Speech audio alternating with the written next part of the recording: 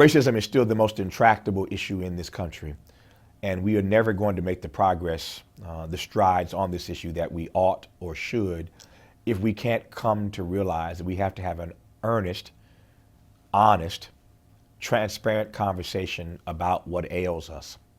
And America just isn't ready to have that conversation. We're not, as Americans, I should say, we're not ready to have that conversation about why race is still the issue that it is. It is the most divisive issue in this country. And on any particular social or political issue, one sees the race divide.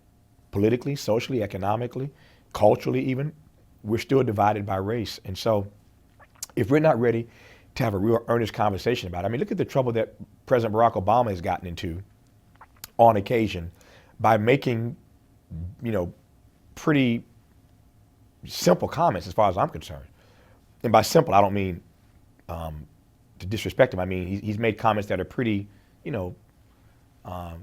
basic, pretty normal to me, at least as a black man.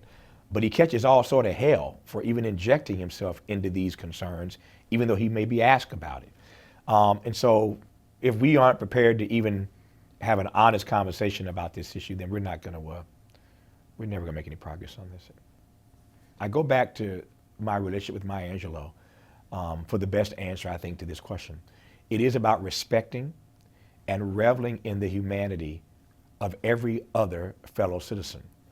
Racism, by any other name or by any other definition, is the contestation of someone's humanity. And that always gets us in trouble as a society.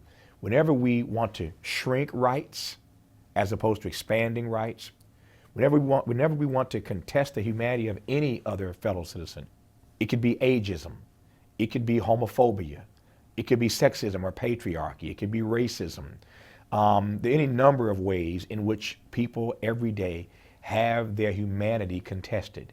At the end of the day, if we cannot respect and revel in the humanity of every fellow citizen, then we'll never get past these social ills, the xenophobia, the racism, the homophobia that holds us back as a great society.